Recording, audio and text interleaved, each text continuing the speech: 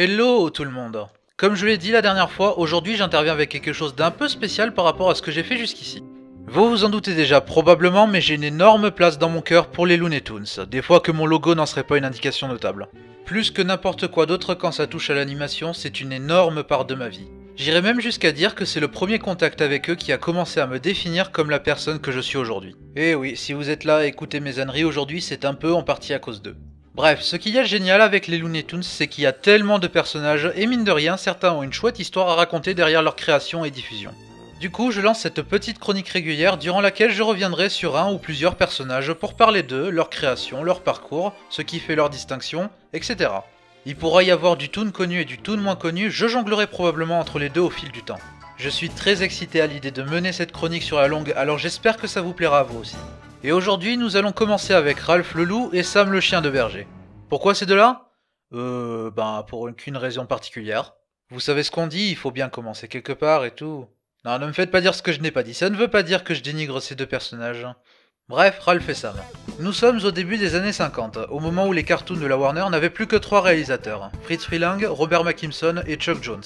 Ce dernier créa alors un nouveau duo de personnages, que j'imagine d'abord penser pour une tentative unique, avant de voir si le succès serait suffisamment au rendez-vous pour d'autres apparitions. Chuck Jones ressortait déjà du grand succès de Bip Bip et Coyote, qui ceci dit n'étaient pas encore les grosses vedettes que l'on connaît aujourd'hui et venaient à peine de naître. En 1952, le duo n'en était qu'à leur 3e cartoon après tout. Mais bref, Chuck Jones, s'étant inspiré du cartoon The Sheepish Wolf de Fritz Freleng sorti en 1942, arrive tout début 1953 avec un nouveau duo. Ainsi naquit le cartoon Don't Give Up the Sheep, mettant en vedette Sam le chien de berger et Ralph le loup. Sam qui est donc un chien de berger taciturne et impassible, mais particulièrement efficace, alors ne vous laissez pas avoir par cette longue mèche devant ses yeux qui l'empêche pourtant effectivement de voir de temps en temps, vous risqueriez d'être surpris. Face à lui se trouve Ralph le loup qui pourra rappeler un certain coyote par ailleurs, avec pour but de voler les moutons au nez et à la barbe de Sam. Pour cela, il emploiera divers stratagèmes, utilisera des gadgets et fera appel à diverses trouvailles plus farfelues les unes que les autres, comme un certain coyote donc. Notez que le premier design de Ralph marque quand même une certaine différence avec Coyote. On sent plus l'aspect loup, avec plus de fourrure et de carrure imposante, mais au fil des années, le design a été modifié pour qu'il ressemble concrètement à un jumeau.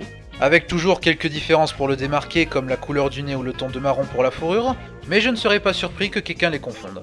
On a donc Chuck Jones à la réalisation et son scénariste fétiche Michael Maltese à l'écriture, mais pour autant dès le début on cherche un peu à marquer la différence avec Bip Bip et Coyote. Certes, nous sommes toujours face au duo opposant les facultés physiques à la force mentale, avec le prédateur usant de toutes les trouvailles possibles pour s'en mettre plein la panse. Mais là où Bip Bip lui-même est la cible du coyote, Sam est la passerelle qui sépare Ralph de son festin, qui autrement ne pourrait rien faire pour se défendre. Le plus ironique étant que la plupart du temps, Sam n'a pas tellement à faire compte tenu du fait que Ralph partage avec le coyote une certaine malchance quand ça touche au gadget. Bip Bip misait sur sa vitesse, Sam joue sur la force brute et sur sa faculté d'attention. Bip Bip ne pouvait pas blesser le coyote volontairement, autrement que le surprenant avec son cri. Sam ne se prive pas de battre son adversaire dès qu'il le peut. Sam est donc grosso modo la terrible épreuve entre le prédateur et sa proie.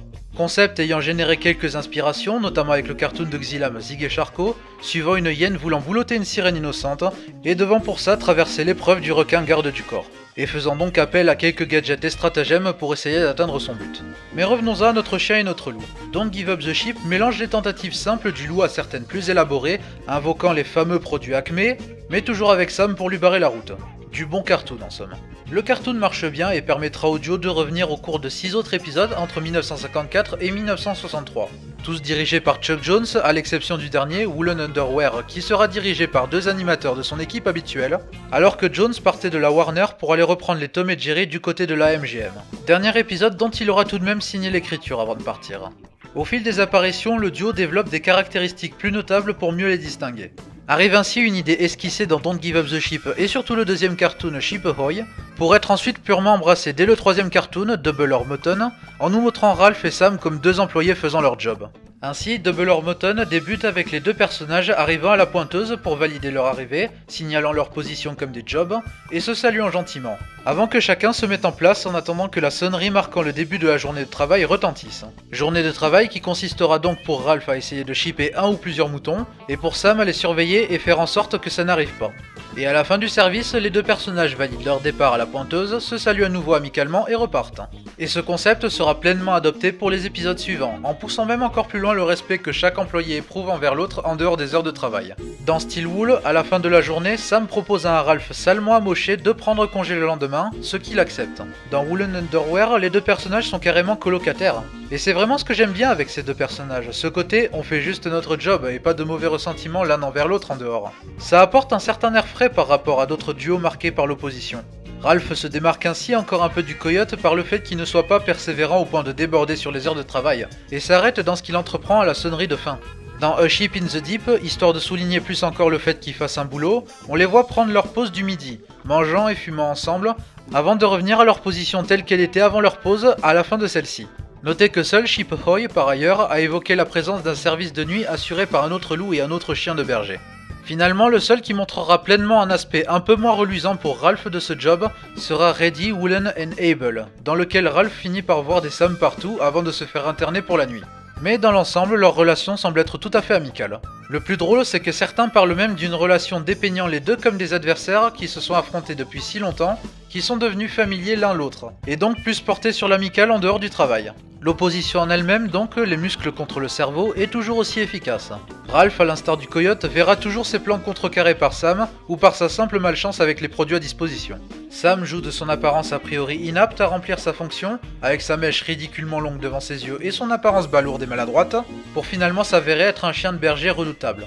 Même si on imagine donc que lorsqu'un plan de Ralph se retourne contre lui, la raison à cela c'est du 50-50 entre Sam et sa propre malchance.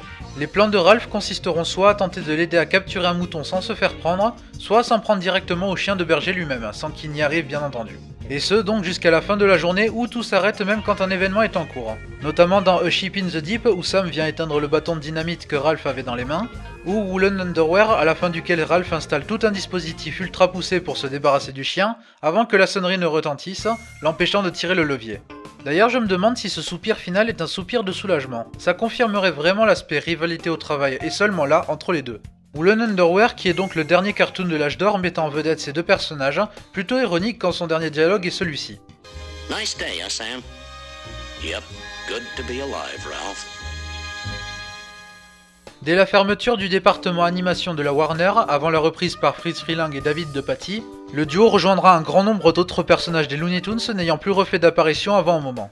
La période Freeling et DePatie se concentrant plus particulièrement sur Bip Bip et Coyote, en moins bien fait sans Chuck Jones bien entendu, et sur Daffy Duck et Speedy Gonzales pour une raison qui m'échappe toujours pour être honnête.